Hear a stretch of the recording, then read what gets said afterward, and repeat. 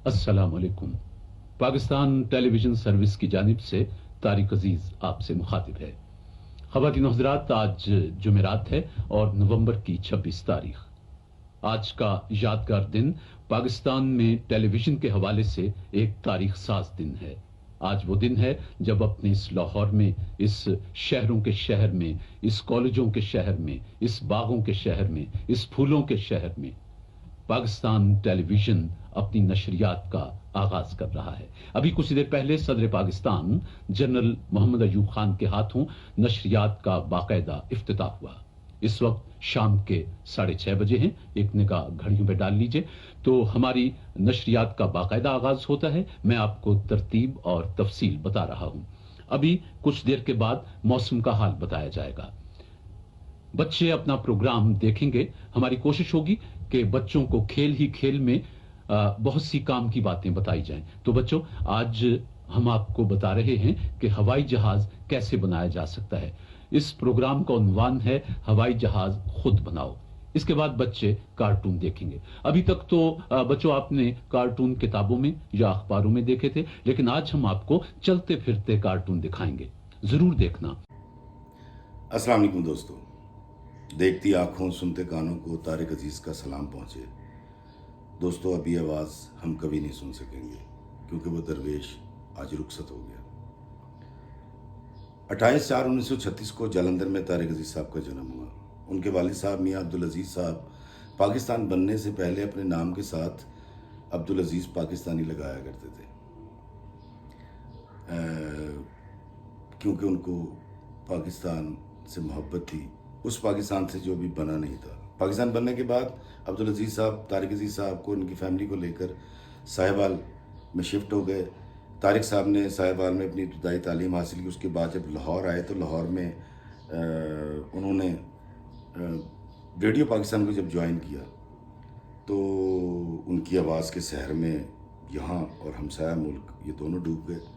बहुत मशहूर आवाज़ थी रेडियो पाकिस्तान की। उसके बाद जब 1964 में पीटीवी आया तो पीटीवी से जो पहली अनाउंसमेंट हुई थी और जो पहला चेहरा हम पाकिस्तानियों ने देखा था वो तारिक अजीज साहब का था। तारिक साहब होस्ट थे और मौसम का हाल भी सुनाया करते थे। तारिक अजीज साहब ने 35 के करीब फिल्में भी की, जिसके अंदर उनकी पहली फिल्म इंसानियत थी जो ज़ेबा बेगम साहिबा के साथ थी। फिर उनकी फिल्म सालगिरह बहुत सुपर डुपर हिट हुई, उसको 2 अवार्ड्स भी मिले। और उनकी आखिरी फिल्म थी माँ बनी दुल्हन। ये उनका फिल्मी करियर था। और चूंकि वो सियासत के साथ वाबस्ता थे, लेफ़्ट के आदमी थे, रोटी कपड़ा और मकान की धुन सवार थी कि हर पाकिस्तानी को मैसर आ जाए, तो इसलिए उन्होंने भुट्टो साहब से खसूसी ताल्लुक़ की वजह से पीपल्स पार्टी ज्वाइन कर रखी थी। वो अपने बताया करते थे कि टोबा टेक सिंह में एक किसान कॉन्फ्रेंस थी जिसमें मुल्ला भाषानी जो बंगाल से आए हुए थे, जो कि अब बांग्लादेश बन चुका है, तो उसके लिए फिर वो कहते हैं जी मैंने कराची से जो है वो बायर टिकट ली और मैं लाहौर आया और सूट पहना और मैं उस किसान कॉन्फ्रेंस में गया और वहाँ बड़ी धुआंधार तकरीर की किसानों के हक़ में, उनके राइट्स के लिए। 45 मिनट की वो तकरीर थी और सुनने वाली थी। और उसके बाद जब कहते मैं कराची पहुंचा हूं तो उन्होंने मुझे गेट पे बताया कि जी आपकी नौकरी ख़त्म हो चुकी है, क्योंकि अरबाब इख्तियार को तारिक साहब का गरीबों के लिए आवाज़ उठाना किसानों के लिए पसंद नहीं आया था। 4 नवंबर 1975 को नीलाम घर शुरू किया और तारिक साहब कहते हैं कि मैं हमेशा नीलाम घर किसी चुटकुले से, किसी बात से शुरू किया करता था, लेकिन एक दिन उनको एक ख़त मौसूल हुआ जिसमें एक अंधे ने कहा कि आप सबका जिक्र करते हैं, उसमें मेरा जिक्र तो होता नहीं। तो तब से उन्होंने कहना शुरू किया था कि देखती आंखों सुनते कानों को तारिक अजीज़ का सलाम पहुँचे। दोस्तों, तारिक अजीज़ साहब का ये प्रोग्राम 3-4 बार बंद किया गया। पहली बार जब राना शेख साहिबा जब MD PTV आई तो तारिक अजीज़ साहब का उनसे मसला ये था कि वो कल्चर को यकसर बदलना चाहती थी, पाकिस्तान का कल्चर बदलना चाहती थी, यहाँ की रहतल बहतल। तारिक साहब एक बुनियाद परस्त आदमी थे। वो समझते थे कि पाकिस्तान के जो सेटल हो चुकी हैं चीज़ें, जो इसका कल्चर है, ये ऐसे ही चलता रहा। लेकिन राना शेख साहबा उसको बदलना चाहती थी और उसी पादाश में, उस मुखालफत में उनका प्रोग्राम बंद कर दिया गया। फिर उसके बाद जब खुला तो तारिक अजीज़ शो के नाम से आया اور یہ 2-3 بار پروگرام بند ہو کر چلا. طارق عزیز صاحب چاہتے تھے کہ ان کا پروگرام پوری دنیا کے اندر یہ ریکارڈ ہولڈر ہو جائے کہ یہ کسی بھی چینل پہ چلنے والا سب سے بڑا پروگرام ہے, لیکن ان کا یہ خواب ادھورا رہ گیا. 1992 میں طارق عزیز صاحب کو پرائڈ آف پرفارمنس سے نوازا گیا, اور 1996 میں جب انائڈ ہو گئے وہ, انہوں نے چھوڑ دی پیپلز پارٹی اور وہ مایوس ہو گئے پیپلز پارٹی سے, تو میاں محمد نواز شریف نے ان کو MNA کا ٹکٹ دیا, اور موجودہ وزیر اعظم عمران خان صاحب کے مقابلے میں انہوں نے الیکشن لڑا, اور عمران خان صاحب کو 4000 ووٹ ملے تھے, اور طارق عزیز صاحب 50,000 ووٹ لے کر قومی اسمبلی کے ممبر بن گئے. سپریم کورٹ کے حملے کے بارے میں ان کا کہنا تھا کہ میں خدا کو حاضر ناظر جان کر کلمہ پڑھ کے کہتا ہوں کہ مجھے بالکل میرے بات یہ علم میں نہیں تھی کہ سپریم کورٹ پر آج حملہ ہونا ہے. پھر وہ مسلم لیگ کاف میں چلے گئے, کیونکہ ان کا کہنا تھا کہ جب یہ لوگ سعودی عرب شفٹ ہو گئے تو پھر مسلم لیگ کاف نے مسلم لیگ کو لے کے چلے, اور ان کا یہ بھی کہنا تھا کہ میاں نواز شریف صاحب کو چودھریوں کا شکر گزار ہونا چاہیے کہ انہوں نے مسلم لیگ اور ان کی سیاست کو زندہ رکھا ان کے پیچھے. دوستو, لیفٹ کے آدمی تھے, تبدیلی چاہتے تھے, اور بھٹو صاحب کے عاشق تھے. وہ کہتے ہیں جی میں کی ذہانت کا بھی قائل تھا, 70 کلفٹن آنا جانا ان کا عموماً رہا کرتا تھا. اور ضیاء الحق صاحب سے تعلقات کے بارے میں کہتے ہیں کہ 25 کے قریب خطوط آئے ایوان صدر سے, جن کا میں نے جواب نہیں دیا, اور الٹیمیٹلی مجھے PTV کے ایک انٹرویو کے لیے جب ایوان صدر جانا پڑا تو تب میری ان سے بات چیت اور ملاقات ہوئی تھی ضیاء صاحب سے. خیر یہ ان کی بڑی ذاتی باتیں ہیں. ملکہ ترنم نور جہاں ان کی بڑی اچھی دوست تھیں, اور وہ کہتے ہیں میں ان کی آواز کا اور ان کا عاشق تھا, اور وہ میری عاشق تھیں. اور ویسے بھی جو ہے طارق صاحب وہ کہتے ہیں کہ میں حسن پرست ہوں, اور مجھے ہمیشہ حسن اچھا لگا. پاکستان کے سب سے مہنگے اس وقت تک کے جب تک کمپیئرنگ کر رہے تھے, کمپیئر اس لیے تھے کہ وہ کہتے جی میں نے 10 لاکھ روپے گھنٹہ بھی چارج کیا ہے. محبت میں آپ میری جان لے سکتے ہیں, لیکن اگر آپ کاروباری یا پروفیشنلی مجھے ہائر کریں گے تو میں بہت پیسے لیتا ہوں. اور ان کے والد صاحب کا ایک اخبار تھا صاحب عالم میں, پرانی بات وقتوں کی بات ہے, تو مجید امجد اور منی نیازی صاحب سے وہاں ان کی یاد اللہ اور نیاز مندی رہی. تو علم کی طرف, تدریس کی طرف, ادب کی طرف لگاؤ ان کا شروع سے تھا. اور وہ شاعر بھی تھے, پنجابی کے شاعر بہت اچھے تھے, اردو کے شاعر بہت اچھے تھے, کالم نویس تھے.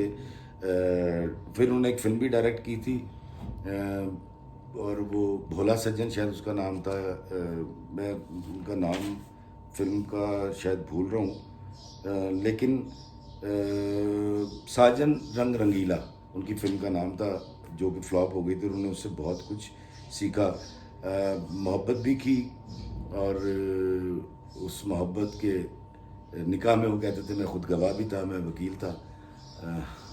بڑے پیارے آدمی تھے. میری ان سے ملاقات ہوا کرتی تھی جب میں اسٹرگل کیا کرتا تھا, اور تقریباً ان کی بھی 8-9 سال طارق بھائی سے ملاقات رہی. بڑی شفقت سے ملا کرتے تھے. میرا یہ خیال تھا کہ طارق بھائی کے کہنے پہ مجھے کوئی پروڈیوسر کام دے دے گا, لیکن ایسا ہوا نہیں, اور الحمدللہ نہیں ہوا. لیکن طارق صاحب سے میری جو خاص ملنے کی وجہ, اور مجھ سے شفقت اس لیے فرماتے تھے کہ ہماری امی کے کزن ہیں جو فوت ہو چکے ہیں, طاہر ماموں ہم کہا کرتے تھے, تو وہ ان کے دوست تھے, تو ان کے ریفرنس سے وہ مجھ سے بہت محبت کیا کرتے تھے. آرٹسٹوں کے اوپر جب بھی کوئی پرابلم آتی تھی اور میں ان کے پاس کان میں جا کے کہتا تھا, تو وہ 5,000 10,000 جو بھی ان کی جیب میں ہوتا تھا وہ چپ کر کے مٹھی میں پکڑا دیا کرتے تھے. یہ یتیم خانہ لاہور میں ہے, یتیم خانہ چوک پہ, یہاں کے وہ جنرل باڈی کے اہم ممبر تھے, اور یہاں انہوں نے بہت کام کیا یتیموں کے لیے. اور میں آپ کو بتاؤں دوستوں کہ طارق عزیز صاحب کی اولاد نہیں تھی, وہ لاولد تھے. ایک بچہ ہوا تھا جو اللہ تعالیٰ نے لے لیا, لیکن وہ کہا کرتے تھے کہ میں بڑا خوش ہوں, میں اپنے اللہ کی رضا میں راضی ہوں, جو پاکستان کے سارے بچے میرے بچے ہیں. اور گھر کے اندر وقت گزاری کے لیے انہوں نے جرمن شیفرڈ پال رکھے تھے, 2 کتے جن سے وہ بڑی محبت کرتے تھے. اور جب ہم ان کے گھر جاتے تھے تو وہ ایسے کر کے ان کو گھورتے تھے اور کچھ کہتے تھے, اور وہ کتے وہیں بیٹھ جایا کرتے تھے. پھر ہم طارق صاحب سے مل کے جو بھی ہم نے بات کرنی ہوتی تھی وہ ہم کر کے آ جایا کرتے تھے.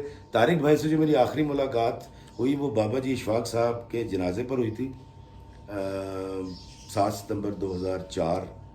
اور طارق بھائی اس وقت مجھے وہاں ملے تھے داستان سرائے میں. لیکن اس کے بعد کو میری زندگی بھی مصروف ہو گئی, اور ہم اپنے کاروبار زندگی میں مصروف ہو جاتے ہیں, بچوں میں, بیوی میں, تو اس کے بعد کبھی طارق بھائی سے میری ملاقات نہیں ہو سکی. تو آج جب میں سو کے اٹھا تو یہ میں نے خبر سنی اور مجھے بہت ہی افسوس ہوا. وہ ایک بہت بڑا آدمی تھا, لیفٹ کا آدمی تھا, غریبوں کی بات کرتا تھا, روٹی کپڑا اور مکان دلوانا چاہتا تھا پورے پاکستان کے تمام مزدوروں کو, تمام لوگوں کو. ان کی زندگی ہمارے لیے ایک نمونہ ہے. اور میں آپ کو بتاؤں کہ یہ جو سمینہ پیرزادہ صاحبہ ہیں, ان کو نیلام گھر میں وہ پہلی بار وہ لے کر آئے تھے. اور سب سے مزے کی بات میں آپ کو بتاتا ہوں کہ طارق عزیز صاحب جو ہیں وہ ان کی وصیت یہ ہے کہ میرے بعد میری تمام جائیداد جو کچھ میرے پاس ہے میرے پاکستان کا ہوگا.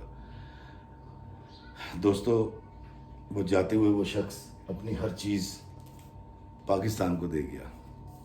داستان طارق عزیز صاحب کی کتاب ہے. اور میں ہوا یوں تھا کہ میں نیلام گھر میں گیا اور وہاں ایک میرا قرعہ نکل آیا.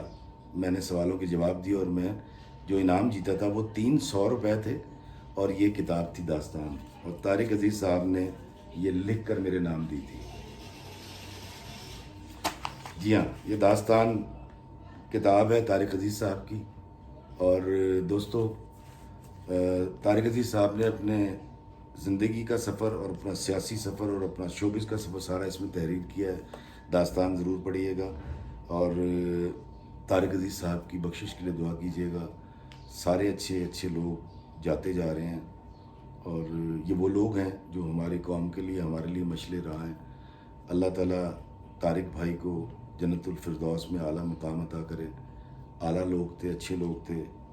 ہم وہ سیاہ نصیب ہیں طارق کے شہر میں, ہم وہ سیاہ نصیب ہیں طارق کے شہر میں. کھولیں دکان کفن کی تو سب مرنا چھوڑ دیں.